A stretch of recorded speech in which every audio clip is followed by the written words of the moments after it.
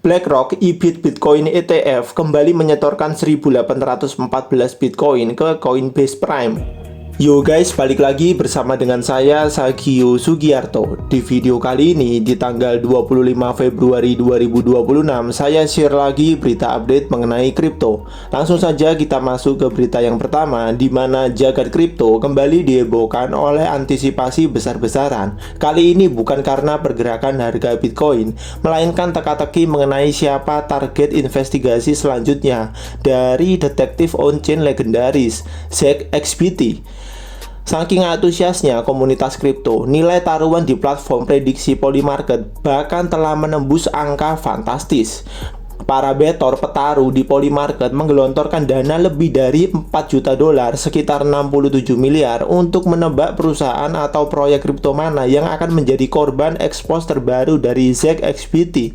Antusiasme pasar ini bermula ketika Zach, penyelidik blockchain anonim yang kerap membongkar kasus peretasan dan penipuan di dunia kripto, memberikan teaser di media sosialnya.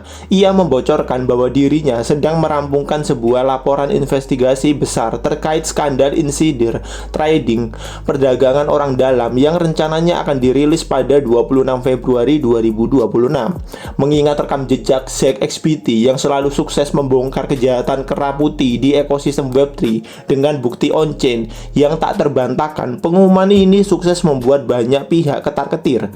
Tidak butuh waktu lama bagi pasar spekulatif untuk bereaksi. Volume taruhan terkait topik ini langsung meledak di Polymarket, mencerminkan peningkatan partisipasi dan intensitas spekulasi dalam waktu singkat. Lalu, siapa kandidat terkuat yang diprediksi akan diekspos oleh Zach XBT? Menurut data yang ada dari pool taruhan di Polymarket, Meteora, sebuah aplikasi keuangan terdesentralisasi yang beroperasi di jaringan Solana, memimpin odds dengan peluang sebesar 47%. Banyak petarung meyakini bahwa Meteora akan menjadi fokus utama dari laporan insider trading tersebut. Meskipun belum ada konfirmasi resmi dari pihak Zach XBT maupun Meteora, selain Meteora, beberapa nama proyek dan bursa kripto juga masuk ke dalam daftar taruhan, menandakan bahwa komunitas sedang meraba-raba kemana arah telunjuk sang detektif on-chain untuk mengarah. Mengenai tren taruhan Polymarket ini, disebutkan bahwa fenomena ini menunjukkan betapa besarnya pengaruh seorang detektif independen terhadap sentimen dan pergerakan dana di pasar kripto. Fenomena taruhan di Polymarket ini kembali menyoroti keunikan ekosistem kripto, di mana sebuah rumor investigasi bisa diubah menjadi instrumen finansial yang bernilai jutaan dolar. Bagi proyek yang nantinya benar-benar terbukti bersalah dalam laporan Zach XBT, dampaknya bisa sangat fatal, mulai dari anjloknya harga token hingga sanksi hukum dari regulator. Saat ini, publik menantikan kebenaran dari laporan bom yang akan dijatuhkan oleh Zach XBT. Apakah Meteora benar-benar pelakunya, ataukah ada ikan besar lain yang sedang diintai? Kita tunggu saja kelanjutannya nanti. Ya, untuk detailnya kalian bisa mengecek sendiri tweet dari Zach XBT di sini. Oke, kemudian kita lanjut ke berita yang kedua. Kekayaan Satoshi Nakamoto menyusut hingga 62 miliar dolar pasca Bitcoin terkoreksi dari ATH-nya. Untuk detailnya kalian bisa mengecek sendiri di sini. Saat ini kembali naik di area 70 miliar dolar. Oke, kemudian kita lanjut ke berita yang ketiga.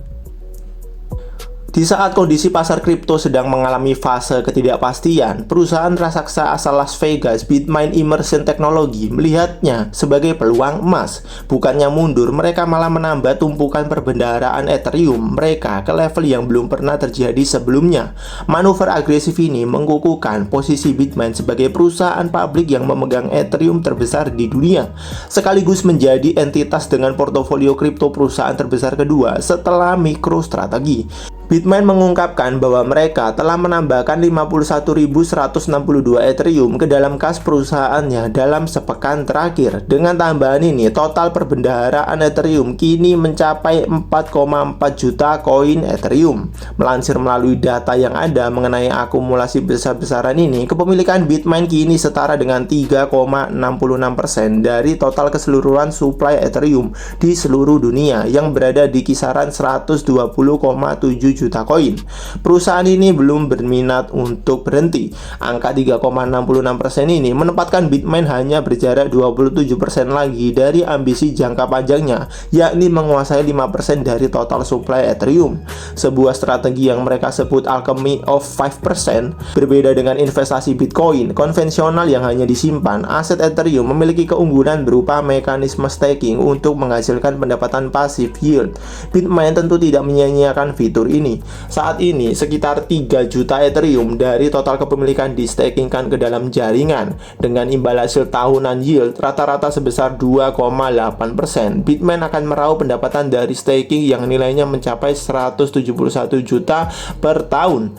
Angka tersebut diproyeksikan akan melonjak hingga 249 juta dolar per tahun ketika seluruh perbendaharaan Ethereum mereka sukses di-stake di infrastruktur validator internal mereka yang bernama Maven Made in America Validator Network. Keberanian melakukan akumulasi di tengah tren pasar yang menurun tentu tidak lepas dari visi Chairman Tom Lee. Ia menilai fundamental jaringan Ethereum saat ini sangat kuat dan koreksi harga adalah momen terbaik untuk membeli. Bitmain akan terus melakukan pembelian Ethereum secara berkala karena kami memandang penurunan harga ini sangat menarik mengingat fundamentalnya yang makin kuat, ungkap Tom Lee. Sebagaimana dalam laporan komprehensif terkait strategi treasury Bitmain, dalam pandangan kami, harga Ethereum saat ini belum mencerminkan utilitas tingginya serta perannya sebagai masa depan dunia keuangan. Untuk detailnya, kalian bisa mengecek sendiri di sini. Oke, kemudian kita lanjut ke berita yang keempat. BlackRock EBIT Bitcoin ETF kembali menyetorkan 1.814 Bitcoin ke Coinbase Prime. Untuk detailnya kalian bisa mengecek sendiri di bawah sini. Oke, kemudian kita lanjut ke berita yang terakhir. 21Shares mengumumkan peluncuran ETF SUI, TSUI, dan mulai diperdagangkan di Nasdaq. Untuk detailnya, kalian bisa mengecek sendiri di sini. Oke, kemudian saya share juga mengenai data likuidasi dalam 24 jam terakhir. Kurang lebih ada sebanyak 126.521 trader yang dilikuidasi dan total likuidasi mencapai 343 juta dolar.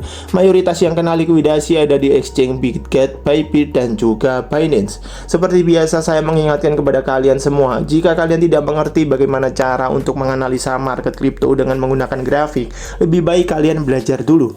Setelah kalian belajar, maka kalian baru boleh mencoba untuk melakukan trading di market spot. Dan kalau kalian sudah sering cuan dari market spot, maka kalian baru boleh untuk melakukan trading di market futures. Hal ini untuk mencegah kerugian yang signifikan bagi kalian yang masih awam di dunia kripto.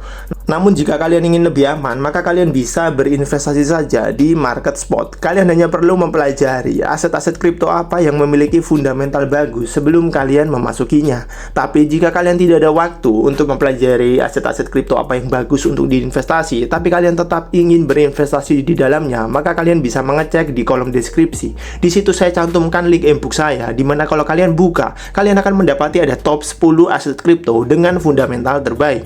E-book ini saya buat khusus buat kalian yang memang tidak ada waktu untuk mempelajari aset kripto, namun tetap ingin berinvestasi di dalamnya.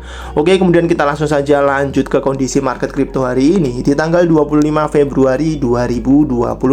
Kalau kalian melihat di sini dalam 24 jam terakhir, Bitcoin terhitung mengalami penurunan sebesar 1%, yang mengakibatkan aset kripto yang lain seperti Ethereum, XRP, BNB, kemudian Dogecoin, BCH, Cardano, dan masih banyak lagi juga mengalami hal yang sama, yakni penurunan.